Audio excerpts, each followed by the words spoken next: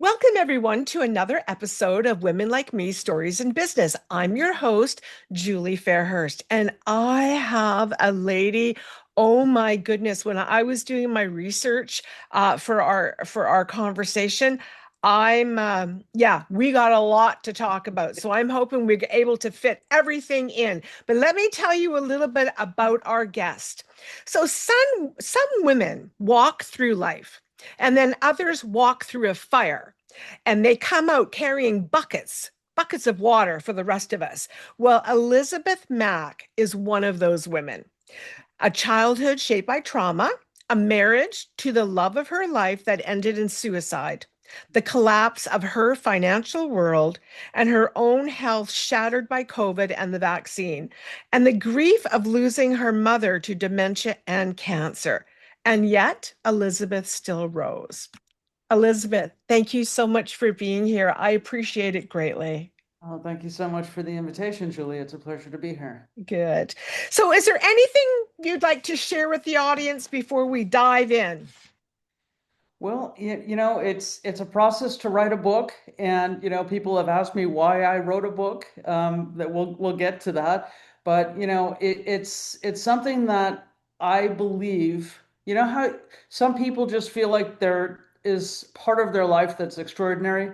I've had a lot of extraordinary moments, Yeah. and sitting in a wine bar or something somewhere, talking to people, and people are like, "You need to write a book." Yeah. And that's what I did because I just strung together all of what I saw as the extraordinary moments of my life Yeah. and put it together in a way that is storytelling and hopefully captivating to others, because we're all on this journey of life, and it's just a matter of how we express ourselves and carry ourselves and interact with the world.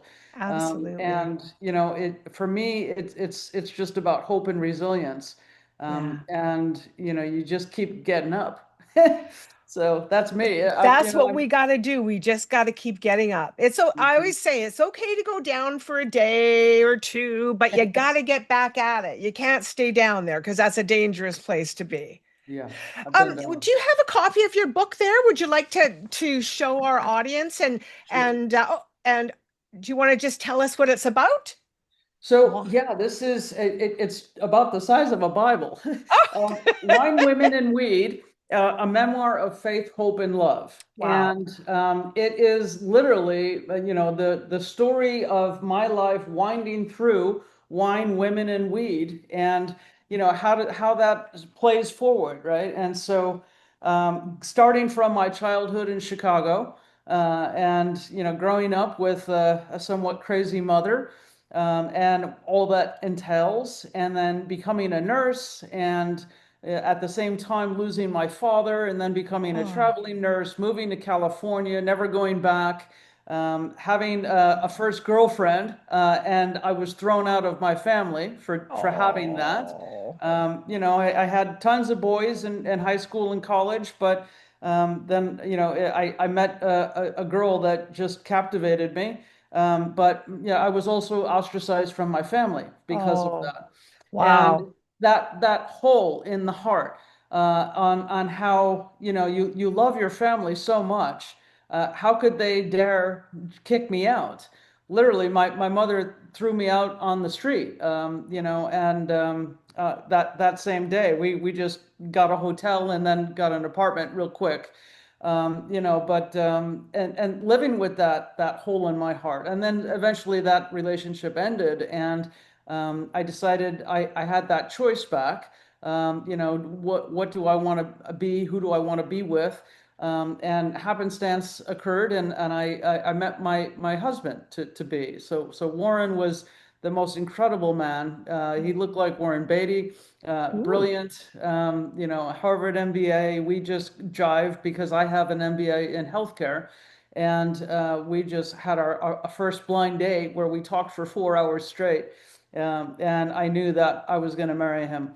And then we Wow. were lovely, married for 15 years. Yeah. But our careers peaked.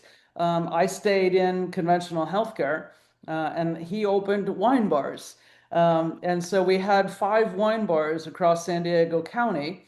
in California and went to the wine country all the time and had 300 employees. And, Oh, I learned everything about wine. So, it was interesting. He used to be, he'd bring wine, to me and say, tell me, what this is. I'd have to name the grape, the country, the approximate year, the varietal. And that was a lot of fun. So I became, really a wine connoisseur. And so, ah, that's the wine. Um, yes. and um, and then that you mentioned his death. He lived not long enough. I mean, it Aw. was it was absolutely devastating. And we opened that last wine bar downtown San Diego in the midst of the recession, and he put everything we had into it. Got all of this investor money, put their money into it, and then ended up taking a home equity line of credit, and then a small business administration line of credit, and then a personal note on our house. And I let him do this, right? And people are always like, Elisabeth, why did you do that? Why did you let your husband take all of the equity out of your house and put it into the business? What could go wrong? What could go But wrong? I trusted him more than anything, right? Yeah, And yeah. so he rolled the dice and just lost, a $10 million company. Everything went. And he couldn't live with Oh, himself. And I knew he was depressed. I got him to the doctor, got him on antidepressants, but men, they don't talk. They yeah, don't have the ability to be vulnerable and yeah, say, wow, did I fuck up? yeah. It's I'm always gonna fix it, right? And just it's a shell game and just trying to repair things, but he couldn't do that, and so I did lose him to suicide. Luckily, he went to a hotel room and just didn't come back. But talk about another hole in my heart, right? Like, so not only losing my husband, but then my home, which was, Yeah.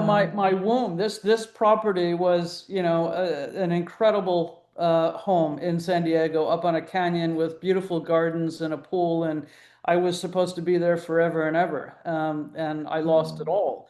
And this book walks through the process of all of that. And then wow. fast forward into weed, what happened was, I ended up crashing my bicycle. I used to ride all the time, and I had surgery on my shoulder. I've had 3 surgeries on my shoulder. And I was introduced to CBD and cannabis through a therapeutic massage at my chiropractor's office. And I said, "What is this? It smells funny." And she goes, "It's cannabis." And I'm like, "Why are you putting cannabis on me?" And she said, it's anti-inflammatory. It's going to reduce your pain, help you work through physical therapy, get you back to that pre-surgical arm faster. And I said, "Okay, sign me up. Tell me more." And literally, I went on the way home to the library and checked out all the books I could find on cannabis. And I started going through all of them. I discovered PubMed. I started doing the research. And at the same time, this woman's boyfriend had a dispensary back in the early days in San Diego, January of 15. I started interning with him at the dispensary, and then a doctor writing medical card recommendations for people to be able to access the medical marijuana system. And I said, this is something that is fascinating to me. And I was working still in insurance at the time. But I said, this is something that I can do. Meanwhile, I'm trying to save my house because although Warren was gone, I got a reprieve, a jubilee from the banker who Yeah, said, Elisabeth, go fix your life. yeah, And within 7 years, pay me back in full plus interest. And I said, okay, deal. So I go into cannabis thinking I'm gonna, earn $1 million and buy my yeah, house back. yeah. All I wanted to do was stay home. So I've got Oh, this I've got to stay home, I've got to stay home message in my heart and my mind constantly as I'm mm, building in medical cannabis, thinking that, I'm very smart. wow. Um, and all I wanted to do was stay Mm, home and save my life and what I yeah, built because I was in that house for 25 years. wow. I had to Well, sell how it. long did it take you to write the book? Wine, Women, and Weed, Yes. 2 years. Wow. 2 years. Yeah. Yeah, yeah, And the process is, really just sitting down and writing like autobiographical yes, as a memoir and putting in all of the things that I thought are interesting in yes. a way of storytelling to get people to understand who I am, but Yeah. also to see the relevance in their own lives of, Yes. a crazy mother or an absent father, or somebody that was detached, and how we are detached and how Yeah. connection is so important to us. Yes. Um, and, Yeah. and, and that sort of thing. Uh, Wow. Well, so go let ahead. me ask you what moment in your life, because the research I did, and you just confirmed everything. It's a tap your life, it reads like a tapestry of breaking and then becoming. And so what moment in your life you felt like there was no return? Like, Wow. Well, several, right? When I pulled away from Chicago at 24 years old with everything I had in my van and I drove west, I knew I wasn't going to go back. mhm, Even though you say you're going to, but yeah. I was no longer going to stay a Chicagoan. Another turning point where I knew I couldn't go back was when I left insurance to pave the way for cannabis. I went all in. And literally at the time, I was running sales for Anthem Blue Cross for the county of San Diego. So I had a Wow. big job with a carrier. The best Anthem Blue Cross is the 800-pound gorilla. And I didn't want to do what I was doing anymore because I Mhm. left at the tail end of healthcare reform. So when Obamacare was implemented, I was the one boots on the ground implementing all of the policy and Oh, steering brokers through on how to do this and to take care of their clients in this new environment. yeah. But nobody was happy, right? The brokers had more compliance work, and the carriers had raised rates, and the premiums went up, and the coverage was trimmed. But now you had all of these essential benefits in there, and there was all of this political muck. And mind you, I'm sitting there in a fresh suicide from my husband, who I had just lost, 2 years before that, before I walked away. And I'm interpreting this every day with this wound, this gaping wound in my heart.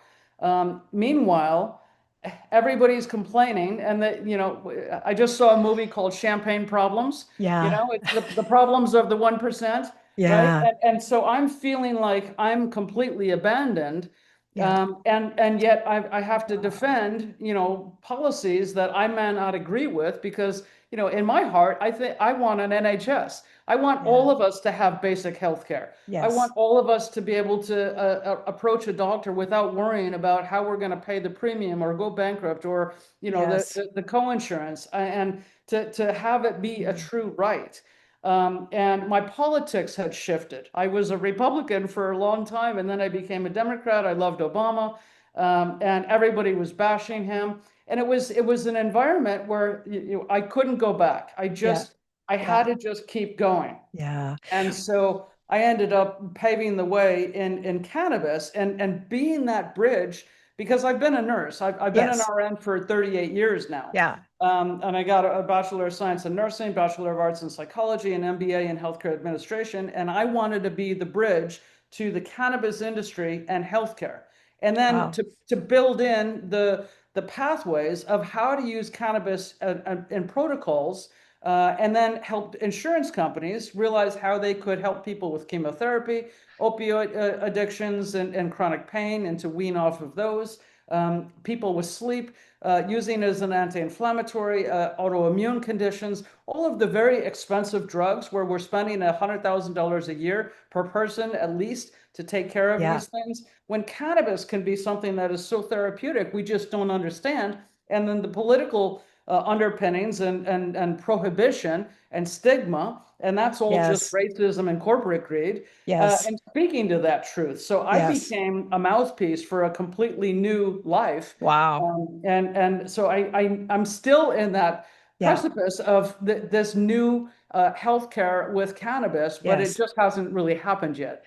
Well, you founded now. What did I have? Where are my notes here? You founded not one, but three companies during your life upheaval. Mhm. So that must have taken so much resilience.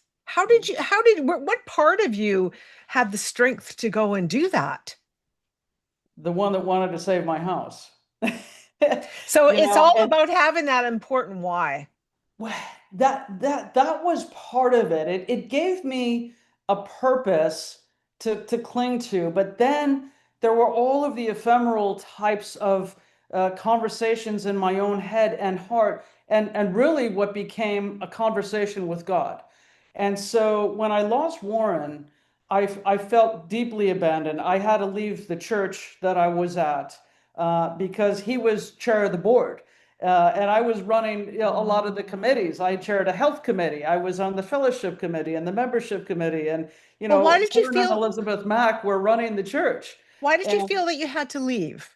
because I would always be seen as Warren's wife, and everybody else, Oh. 300 other parishioners had a gaping hole in their heart too, and all they wanted to talk about is how much they missed Warren, and it was just crippling.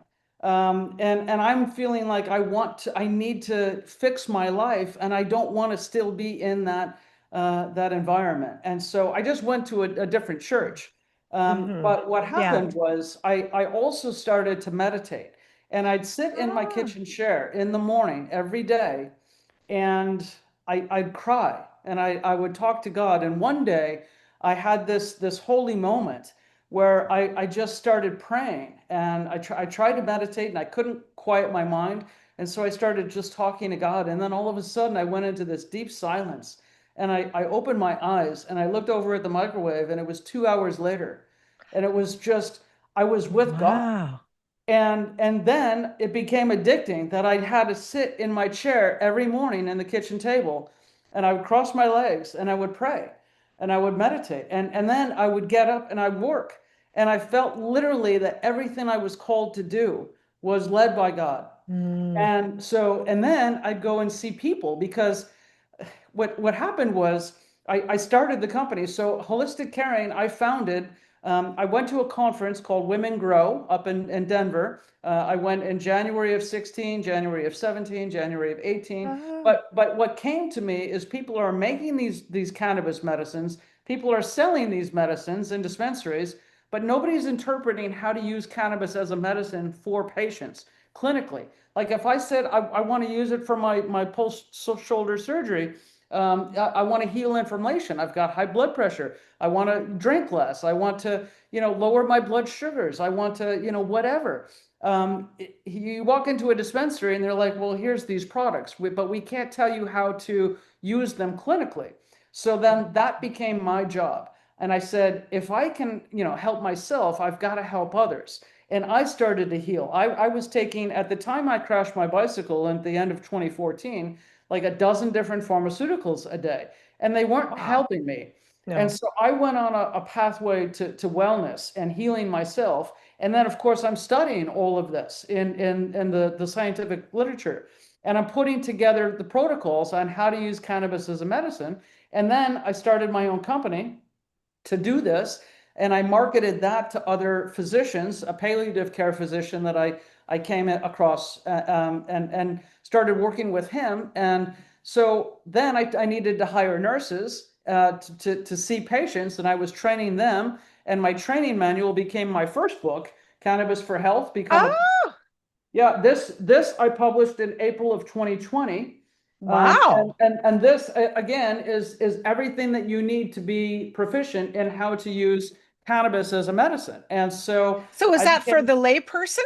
yep, yep. Perfect. Yep, and it goes through everything. So right, like how to use cannabis for cancer, how to use cannabis for the symptoms of dementia and Parkinson's and MS and autism and epilepsy, all the side effects, and then the different products and how to understand, what the difference is between the gummies and the tinctures and the soft gels and the topicals and inhalation Wow. and how to mix and match all of them. Is that on Amazon?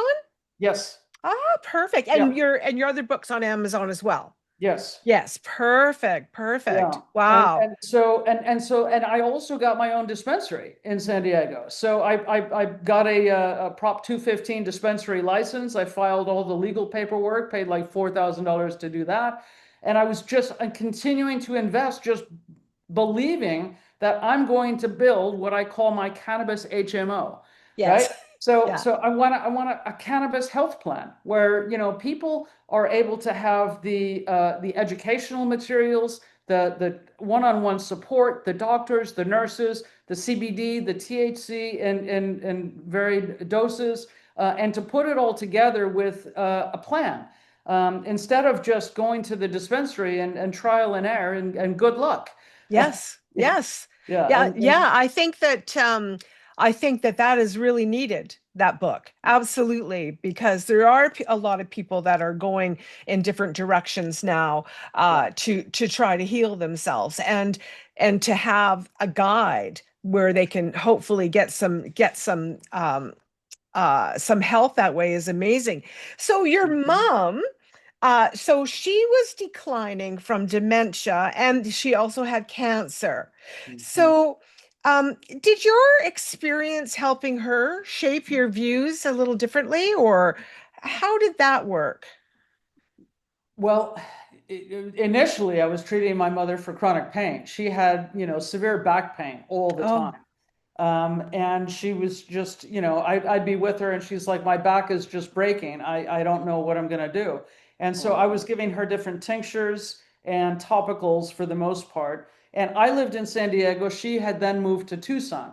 And so I'd oh, make the 400-mile drive from San Diego to Tucson back and forth a couple of times a year.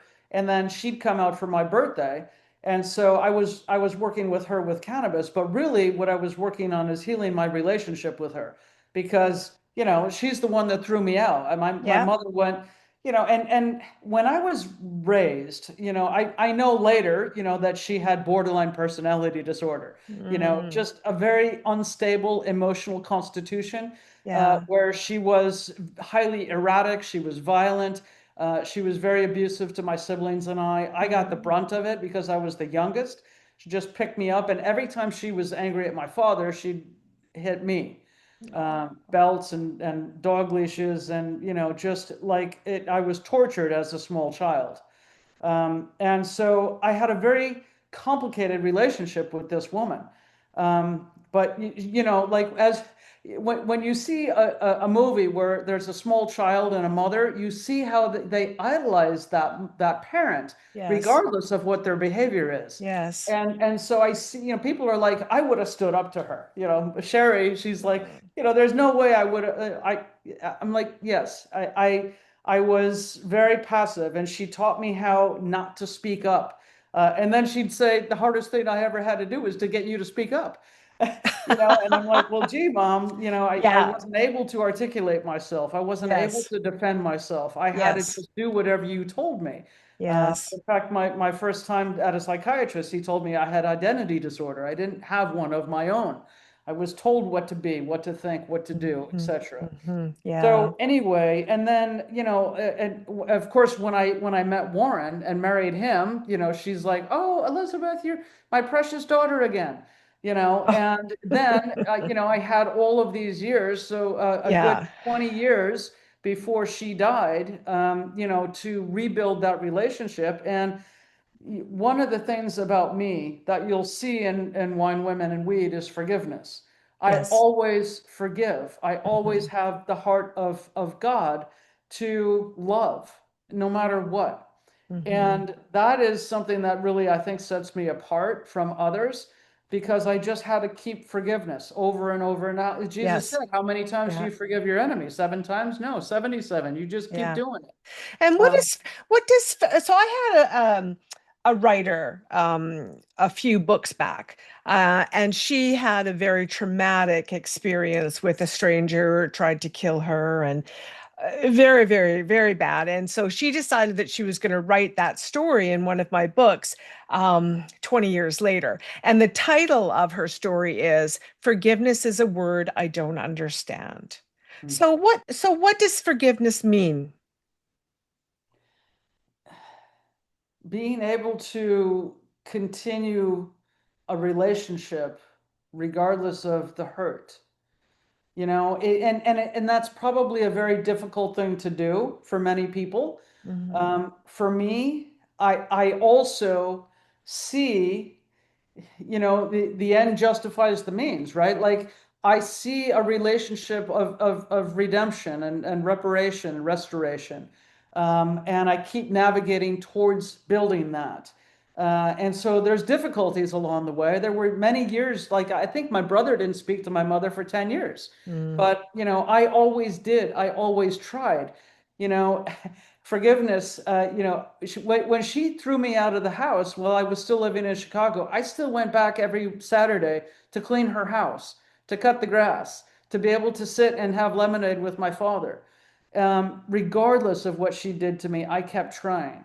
Yes. And that's just my spirit. Not Yeah. everybody can do that. No, of course. No, of course. Yeah, but there are people that can. I grew up in a very dysfunctional family, and I cared for my mother right up until the end. And I know I had friends say, I don't even know why you do that. Well, because it's my blood. Mhm. It's my mom, regardless Yeah. of what she's done in the past. Well, Yeah. and then that's another one of my greatest regrets. I don't remember what chapter it is, but it was where I went back to my mother, and the thing was when I so chapter 48. This is my mother and I. Um, and Oh, you can see that's Memorial Day, and that was just a couple of days before I put oh, her into a care home, and that is one of the most painful chapters that I wrote. I I bet. loved her so much, but the thing is, I moved to be with her when I sold my house. So fast forward, I didn't make it in the cannabis industry because everything shifted to recreational use instead of medical use. Ah, And so these companies that I started all like were sitting without revenue, right? It's like I yeah, I, I made enough to buy gas, like it's go yeah, see patients, but it wasn't what I yeah, needed to really right the ship. yes, Certainly not yeah, to stay in my house because Warren put $1.5 million in liens on my paid off property. And so I had to sell the house, pay off all of his debt, and then I was going to be homeless. And I said, yeah, where do I want to be? I don't have income right now. And my mom was like, well, you can come here. So I said, okay, I'll go be with you for a while in Tucson, but this is going to be very short-lived. And I was working for an Australian company at that time as general manager for this American enterprise in cannabis, just as a contractor. And I was trying to sell holistic caring into their business. But none of us were making anything a whole lot at that time. But I knew I was going to come back to California. So I moved to Tucson in August, the end of August 21. And I'm staying in, so my mom has a two-bedroom house, and so she's in a bedroom, I'm in a bedroom, and I couldn't leave. And that was really hard getting there and discovering, it's like I can't go back to San Diego this time just because she's driving me crazy. And she was insulting me because I wouldn't eat a blueberry muffin. And I'm like, no, mom, I brought some food. I'm going to be, eating healthier than you. And then she thinks I'm telling her that what she's doing isn't any good and twisting things because she had a very oh, skewed mind. And I said, very no, mom, hard. you can eat whatever you want. I'm going to eat what I want, and we're going to coexist. Yeah. But it was just it. And she Mm. watched Fox News all the time, and she loved President Trump, and I had very You different got political yeah. ideas. Lots of friction in the house from Yeah, politics to yeah. berries. Yeah, and so it was funny because I called my therapist. And I'm like, I'm gonna kill my mother, and she goes, "No, you're not. Just take a breath Yeah. and realize, that she's 88 years old, just about, Yeah. and she's not well." And then I just really shifted my thought.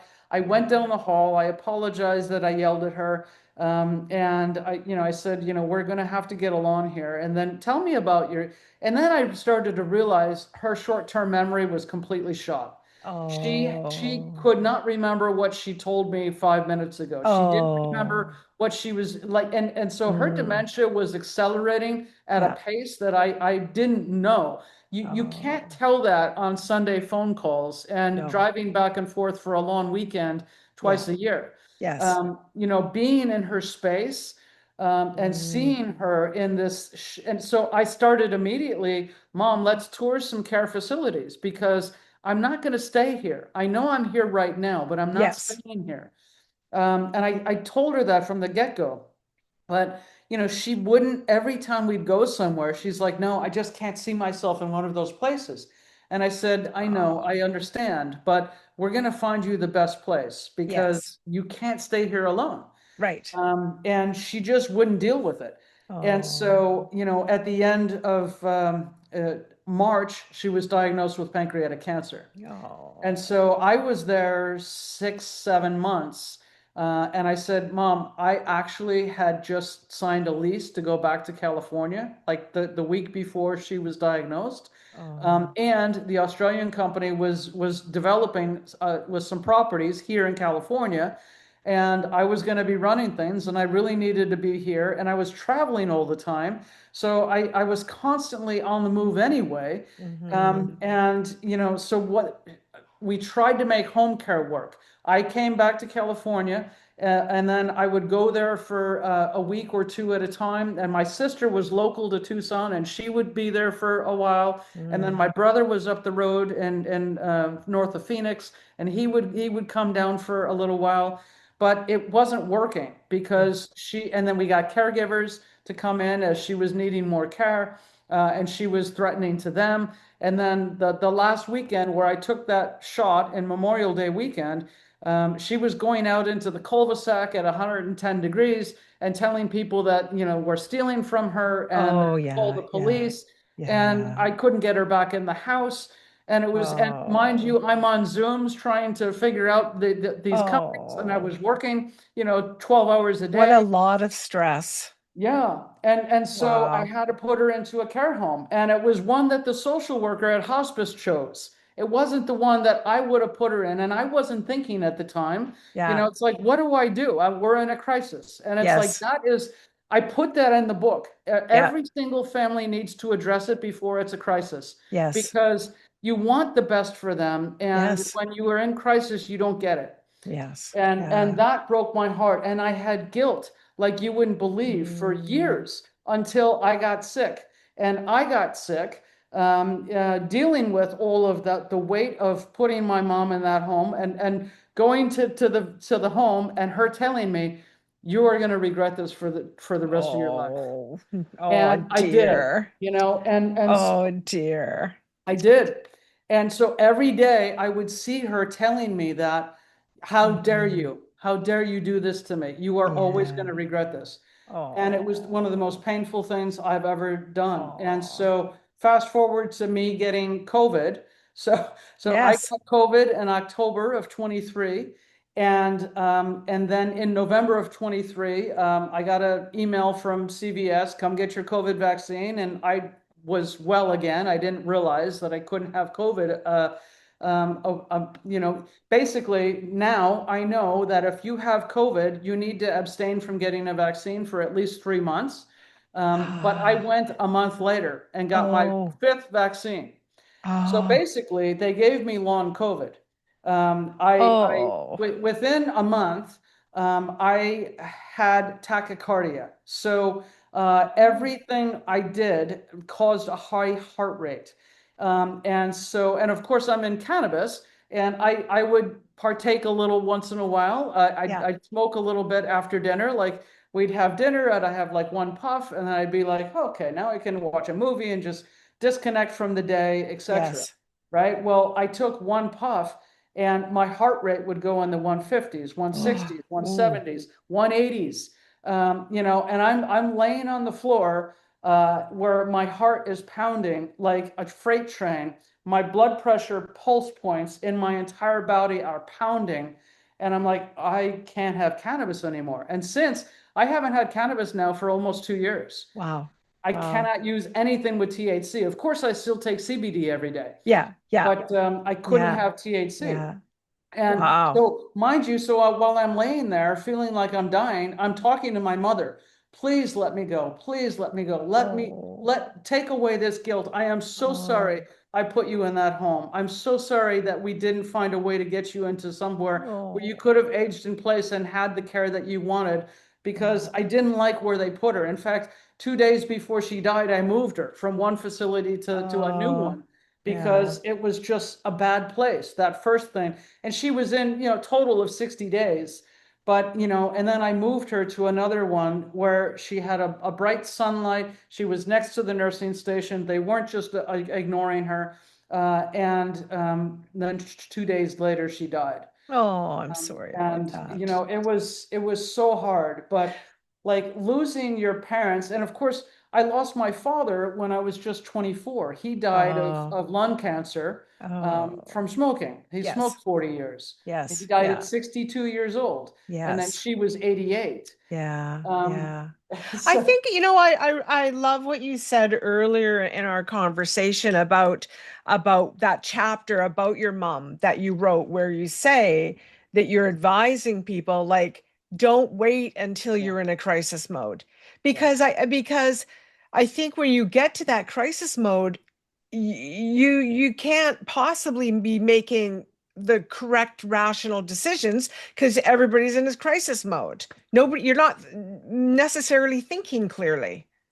No, and it's like so Sherry's going through the same thing now with her mother. It's they don't want to address their frailty Yes, of and course. the inability to stay independent and stay in a Yes, house that they know and love for 20, yes, 40, 60 years. They yes. can't imagine being anywhere else. They Yeah. can't imagine one of those places. But if you choose right, there are beautiful places. There are beautiful places. Mhm. Absolutely. Yes, we have them in my area as well. And my husband's got a lot of longevity in his family. All his grandparents, great grandparents, they're into their 90s before, late 90s before they pass. But they all have been in wonderful, I hate to call them facilities, but wonderful where they were happy. They didn't want to Mhm. go, but when they got there and a week or two afterwards, all they could say is, "Oh, I'm so glad I'm here." You know? Yeah, they do. But Yeah. at the same time, I moved to Tucson to be with my mom and to spend some time there. I met Sherry. So that's Ah, the other part. yes. It's like after 10 years of losing Warren, I fell in love again. And the Yeah. crazy part of this, that's also in the book, Wine, Women, and Weed, is that I fell in love with my business partner. And Oh, and so yeah. that's like it was absolutely, I know that God led me Hmm. to find my next great love. Yeah. And what Oh, happened was we were introduced through the American Cannabis Nursing Association. I was in San Diego, she was in Boston doing very similar thing. yeah. I became more of a writer, she became a podcaster. And when she wanted to white label my programs so that she could train nurses, I said, well, why don't we just come together and we'll do this together because I Yeah. don't want to work alone and you don't Yeah. need to be alone. And so we started to work on Zoom every day for six Oh, months. And so we became very close. And then I met her in person at a conference in October of 2021. And this was in Albuquerque, and I drove up from Tucson, and she flew from Boston. And so I saw her in person, and I said, "Oh, wow." I just, like everything that was dormant in me woke up, oh, and my heart leapt. And the rest of oh, that weekend, we're going through, all of the activities, and I'm like, Sherry has yeah. shotgun, she's with me, and my other partner Oh, in the business at that time, Tasha, was writing programs with me. She's an educator, yeah. and she got in the back seat, and then we went from Albuquerque to Las Vegas for the MJ BizCon conference, and then from there over to Sedona, and we went hiking for a couple of days, And then I brought her back to San Diego, where I had a dispensary open because I founded a nonprofit. Yes. And so we wanted to raise money so that patients could get free nursing care, so that we could Oh, help them on using yeah. cannabis as a medicine and not Yeah. have to pay, because you have to pay for the products, but how about the guidance? You have to pay for Yes. that too. So, can you tell us because on the screen it's the Green Nurse. So, Yeah. is that the company that you started? So Holistic Caring was my company. The Green Nurse was Sherry's company, and we came Oh, together and founded Holistic Caring and the Green Nurse. oh, I So we're see. co-founders now of the current Yes. company. Yes. Yes. And Yeah. so Holistic Caring and the Green Nurse is our education and coaching and case management. And Wow. that's where we have all of our professional programs to train nurses, Yes. other healthcare providers. I became a Wow. certified provider for the Board of Registered Nursing here in California to give nursing continuing education units. So people come through our Beautiful. programs, they can get Wow. CEUs to renew their license. And so that's all running. And then we do patient coaching so that Wow. if somebody gets diagnosed with cancer and they want to use cannabis, they don't have to do all the research themselves. We handhold them for a month. It's only $250. We give them all the research. We give them a program. We give them all Oh. the coaching. We give them menu options to buy at the Wow. dispensaries. We give them all of the dosing and etc.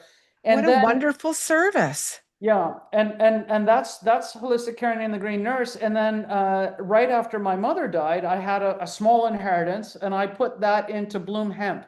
So we Ah, bought Bloom Hemp CBD, and this is a CBD company now. We have 8 tinctures and 6 topicals and 3 soft gels and 3 gummies and 3 isolates on the wow. menu. And at bloomhemp.com, we also run a free nurse line and free email care plans. So somebody can go to Wow. bloomhemp.com, fill out the service tab, an intake that comes to Sherry and I, and then we reply back with a free care plan using our products on exactly what to take, how to take it, and then how to intersperse that with everything else they're doing. Wow. And that's Wow. no cost because they're using our products. Yes. Um, So we'll make so sure. So just so everyone knows, we will have all of Elizabeth's details in the show notes. So you will be able to find out where you can access her services.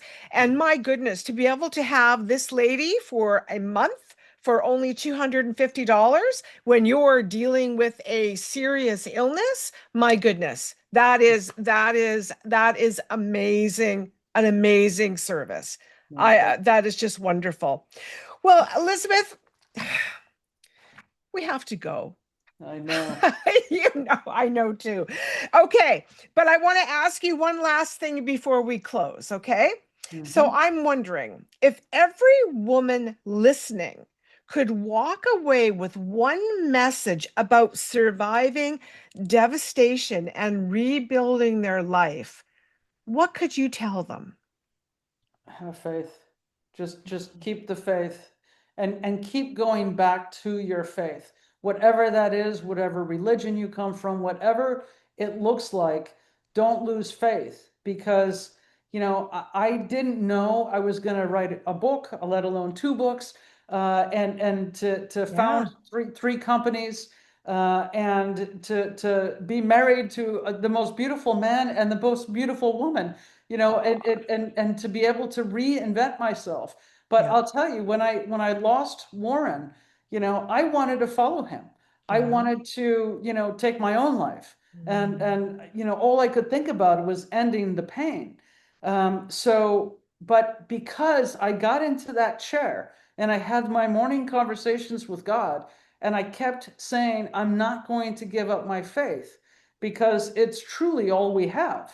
The money can come and go, the health can yeah, come and go, yeah, the relationships come and go, but our faith keeps us in play. And then it also turns into service, right? yeah, Like, I'm living my life as a testimony to heal myself from everything that I've gone through, yes, and then help heal the world. yeah, And I invite yeah, other people to go do the yeah, same thing. yeah.